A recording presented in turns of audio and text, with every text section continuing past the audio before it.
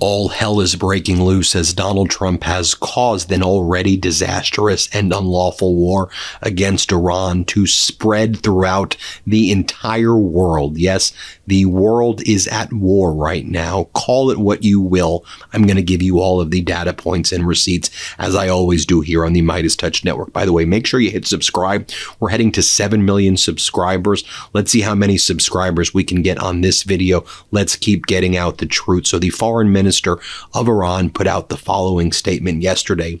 Touted U.S. security umbrella has proven to be full of holes and inviting rather than deterring trouble. U.S. is now begging others, even China, to help it make Hormuz safe. Iran calls on brotherly neighbors to expel foreign aggressors, especially as their only concern is Israel. That's the message that is coming out of Iran right now, as Donald Trump has made the U.S. look as weak as it ever has in its history at this point. And all of its security guarantees, all of its promises right now are proving to be a liability for those allied with the United States and not a help. They've left, we've left the Arab nations and Asian allies on their own, essentially. So let's just go through the facts. Let's look at the entire world. This is global, folks, what's happening. Obviously, the Gulf is engulfed in a war right now. We know that. But let's take a look at what's happening. North Korea, South Korea, Japan, Europe. Let's talk about Ukraine. It's in Europe. Let's talk about the rest of the world. North Korea fired about 10 ballistic missiles towards the Sea of Japan and Saturday, Seoul's Joint Chiefs of Staff said, days after Pyongyang warned of, quote, terrible consequences over ongoing South Korea-U.S. military drills. And so you want to know what those military drills entailed? They were actually cover for the U.S. going into South Korea and getting rid of the THAAD and Patriot systems and moving them over to the Middle East as the United States runs out of munitions. South Korean TV captured what was really happening and why was North Korea doing these ballistic missile tests and other cruise missile tests to basically say to South Korea, North Korea was saying to South Korea, look, we know that you don't have these Patriot interceptors anymore and THAAD interceptors anymore. Good luck. Let's talk about what's happening in Moldova. A serious breach took place where Russian drones, which are the Iranian-manufactured Shahed drones, crossed into Moldova during mass strikes on Ukraine. So in the past 24 to 48 hours, one of the biggest Russian strikes against Ukraine yet, killing 7, injuring 46 across Ukraine, targeting civilians and the energy grid.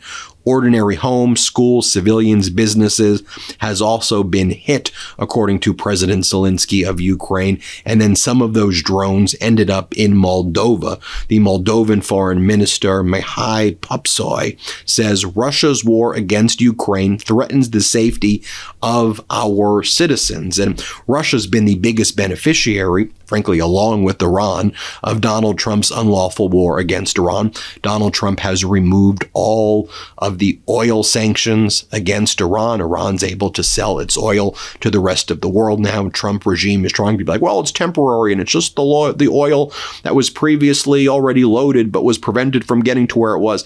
Well, the price of oil's basically as high as it's been in a very long time. Russia's economy was tanking. This is the biggest bailout to Russia imaginable. No European nations, because other than Hungary under Orban, wanted this. All of the G7 nations, other than the United States, condemned this and did not want this to happen and are shocked and horrified that this is happening. And Russia is helping Iran against the United States. Russia's saying publicly that they are in solidarity with Iran against the United States, yet Donald Trump is continuing to help out Russia And then in response to Zelensky working with the United States military to provide the interceptor drone technology against these Shaheeds to help with the situation right now in the Middle East, which is an utter disaster because Donald Trump launched this war because Netanyahu was going to do it first. And then Donald Trump was completely unprepared and threw all of the Arab nations under the bus. Donald Trump has been saying, I don't want Zelensky's help at all. The last person whose help I need is Zelensky. That just tells you everything you need to know about what a small, sick, and disgusting human being Donald Trump is. The last person's help you need is actually the person whose help you need the most, you sick and disgusting, vile piece of trash. There's nobody objectively who has the knowledge of how to deal with these Shaheeds and ballistics other than Zelensky. Not only have they developed the interceptor technology in Ukraine, the interceptor technology alone isn't what's needed. That's helpful. You also need to know how you look at the surveillance, how you track these Shahed drones. U.S. doesn't have those capabilities. That's why our military is asking for help. That's why CENTCOM has asked for help. That's why NATO has asked for help. And Donald Trump's like, we don't want it. Go away. We don't need your help, Zelensky. And then Donald Trump, in this NBC interview I talked about earlier this morning, he just starts attacking Zelensky and says, Zelensky's the problem, not Putin. The reason that there's still the war in Ukraine is because of Zelensky. Excuse me? Putin invaded Ukraine, you traitorous, treasonous piece of crap. What are you talking about? Donald Trump is humiliating the United States on the world stage. And yes, the security umbrella, as the Iranian foreign minister alludes to, has collapsed. There are so many holes in the umbrella, it is pouring down Shahed drones throughout the Middle East. The United Arab Emirates, which allied with the United States, they've seen their port of Fujairah in the UAE completely, look at what it looks like, on fire. That's like it's one of its main exporting areas outside of the Strait of Hormuz. You take a look at the U.S. Embassy compound in Baghdad, Iraq right now. That was hit. And the embassy in Iraq right now has told all American citizens, get out while you can. Get out of Iraq right now. Show you what's going on as well. You have Hamas's one of Hamas's leaders, Bassem Naim, saying this epic battle is the battle of liberation from American domination and dismantling its primary tool in the region, namely Zionist occupying regime, and we are at the heart of this battle, neither neutral nor mere observers. By the way, remember when Donald Trump said, oh, well, there's a ceasefire going on in Gaza right now. There was never a ceasefire going on in Gaza.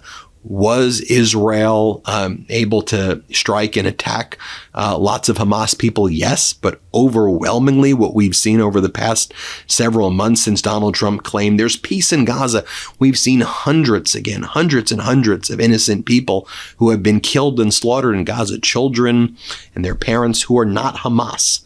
Okay, and if you want to look at what southern Lebanon looks like right now, you want to look at what Beirut looks like and the area, the suburban areas right there, under the statements of we're going after Hezbollah.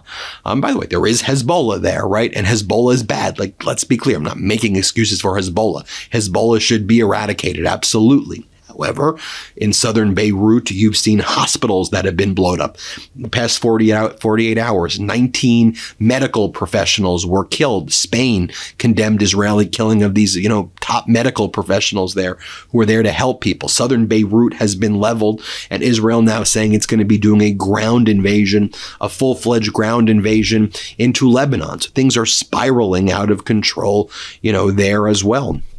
And you're turning the populations toward Iran, against the United States. And Donald Trump's statements of we're obliterating Iran, the Iranian people are menaces and they're nasty, and the attacks on the desalination facilities and the oil depots in Iran and the elementary schools, killing 150 elementary school girls.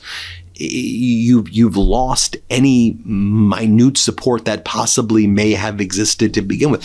That's what's really happening on the ground. You may not like me saying it, but that's the reality of what is happening. And the quicker we recognize that that's happening, the quicker hopefully we can get pressure to freaking remove Donald Trump or impeach him or throw him out or build, because this guy is going to take us further and further into this deranged, demented war. And there's going to be a lot more Americans who are going to be killed as a result of this. Listen to what the senior Iranian official Mohsen Razi said regarding the end of the war. Iran says we're not going to end this anytime soon. They said, one, we want reparations, full compensation for all damages that have been caused to Iran. And number two, we want full U.S. withdrawal from the Persian Gulf. If those two things don't happen, we're not going to stop the Shahid drones. We are not going to stop blocking the Strait of Hormuz. They're going to wait until the oil goes up to $200 a barrel, and we should be expecting that this is going to cause global economic catastrophe. That's what's actually happening here. Here, let's play this clip right here. Doctor, there have been discussions regarding a ceasefire. What is your opinion on a ceasefire and Iran's potential closure of the Strait of Hormuz? The Strait of Hormuz will not be opened. No American vessel has the right to enter the Persian Gulf. The presence of the United States in the Persian Gulf is the primary cause of all the instabilities of the past 50 years.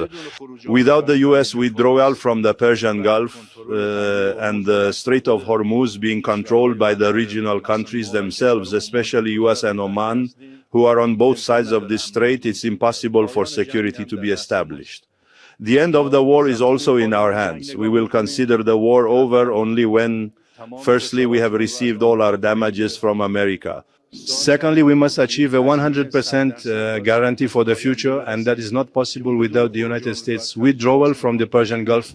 Therefore, the second condition is the United States withdrawal from the Persian Gulf. Okay, I've got some important news, so just give me a quick minute to break it down. Trump's war against Iran is creating a massive energy crisis right now, and we are in a much worse place than we would be if Trump wasn't so hostile to clean energy. Since Trump took office, he's taken a sledgehammer to clean energy initiatives. He's been closing clean energy plants and canceling projects, and the negative effects of these moves extend far beyond the environment itself. We're talking thousands of jobs, but perhaps most importantly at this moment, we're talking about the destruction of a clean energy economy that would protect families from foreign oil shocks. Now that Trump has started this war, oil prices are skyrocketing, and so is the price of gas. The Wall Street Journal is calling it the most severe energy crisis since the 1970s. Now, imagine if the US had a resilient clean energy infrastructure that made us less reliant on fossil fuels. Prioritizing clean energy isn't just good for the environment, it's strategically smart. Trump has discussed getting rid of these clean energy programs as part of his America First agenda, but in reality, it's the definition of putting America last. As always, we want to hear from you. Do you think the US should be prioritizing clean energy? Are your gas bills or other energy bills going up? Sound off now in the comments. Make some noise. I'm going to be reading all the comments. Okay, Ben, back to you. By the way, you have Iran's foreign minister, Araghchi, making it very clear. He's saying it on MS Now. Dude's on MS Now, okay? Hey, they're not hiding what's happening. They're on MS Now, and Iran is saying, we are being supported by Russia and China militarily. We are militarily cooperating with them. He doesn't even have to say against who. Who do you think it's against? And so while that's happening, while we know Russia and China are working with Iran against the United States, Donald Trump is thirsty for visiting Xi Jinping in April, visiting China for a state visit. Are you out of your mind? While throwing Taiwan and South Korea and Japan under the bus right now and taking away missile system there. By the way, you know how we're throwing Japan under the bus as well? You know those 2,500 to 5,000 Marine Expeditionary Unit forces who are now moving to the Middle East as Donald Trump's threatening a ground invasion of the Karg Island in the northern Persian Gulf that he said he's utterly obliterated, which he didn't. Those soldiers, that Marine Expeditionary Force was in Japan. And they were supposed to be protecting, they were there as protection against China. We've removed the THAAD missile systems and Patriot systems from South Korea. We've removed a critical Marine Expeditionary Force and assets from Japan. who do you think is this benefiting, right? I mean, isn't it obvious? Zelensky was on with Fareed Zakaria, and he said something that shouldn't be shocking because we just heard the foreign minister say it of Iran, but here's what he had to say. Here, play this clip. Do you have intelligence or any information about this report that the Russians are providing Iran with intelligence, specifically providing Iran with intelligence on where American troops are, where American assets are, so that the Iranians can strike and kill Americans? First of all, Russia gave drones already, these Shaheeds. They are using Iranian licenses, that they built and produced a lot of drones. They gave them. I have 100% facts that that Iranian regime used against American bases and against our Middle East and Middle East neighbors of Iran. They used these drones. We saw intelligence shared with us some details, and it was Russian details in these Iranian drones. This is the first. And the second point is my intelligence told me next that they think that they share intelligence with Iranian regime. They help them. And also my intelligence told me that they said, if Europe and the United States can help Ukraine with intelligence in this war, it means that Russia can help Iranian regime. This is their point of view on this. So it's a fact, and you see that it's not a big secret. Right, and then you have the Turkish foreign minister, Hakan Fidan. Here's what he told the Associated Press. Our primary objective is to stay out of this war. I know that we are being provoked and we will be provoked, but we want to stay out of this war. Similarly, there were lies that France was going to be sending battleships to the Strait of Hormuz after Donald Trump's like, we're going to have a whole coalition of all these countries that have promised to help. Trump's just lying. And then, so if we have first Donald Trump posted, we have a whole coalition of countries that are going to be in the Strait of Hormuz, but that's just the lie. Then an hour later, he said, come on, countries, this should be teamwork. Please join us.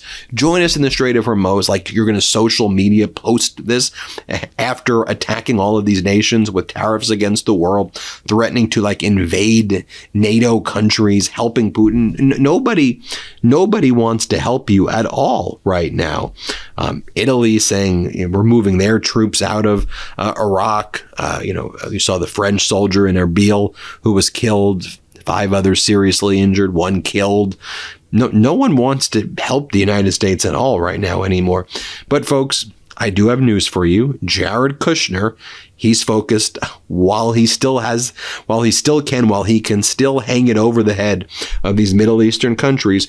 Jared Kushner is soliciting funds for his private equity firm while working as a Mideast envoy. Trump's son-in-law is trying to raise $5 billion or more. This article was just published. Kushner is reportedly trying to raise $5 billion for his private equity firm, Affinity Partners, from Middle Eastern governments while serving as Trump's envoy. Kushner has held talks with investors, including Saudi Arabia, which previously invested $2 billion in the firm. The fundraising comes as Kushner is also involved in diplomacy in the region, including meetings with Iran's foreign minister shortly before the war began. Kushner had previously said he would avoid fundraising during Trump's second term, stating, we don't have to raise capital for the next 4 years, but they lie about everything. I said this before and I'll just say it again. You see, Kushner, these countries don't like you. They don't like you as an individual. They don't care what happens to you personally, okay? You're not personally interesting to them. They think you're stupid. They don't like you. This is how they feel about Donald Trump. They're like, oh, I like this guy. Let's build buildings for Donald Trump. Let's give him crypto money. No, It's a pay-for-play scheme. It's a quid pro quo. Qatar gives you a private jet. You give Qatar protection, right? The Saudis and UAE invest in your stupid fund. You get richer off of their sovereign wealth fund. You're supposed to give them protection. Pay for play. But here's the thing, going back to that first quote that I read from you from Iran's foreign minister, Araghchi, just like Donald Trump has done his entire life when he's bankrupted company after company and he's not made good on the promises to his creditors and contractors, right? That's Donald Trump's MO. Here, Donald Trump ain't doing the play part in the pay-for-play scheme. He's not helping these countries. In fact, he's hurting these countries. It has become a liability to be allied with the United States and to engage in these pay-for-play schemes with Donald Trump personally, as they're now being targeted by Iran for allowing the U.S. to put military bases in their countries. And the U.S.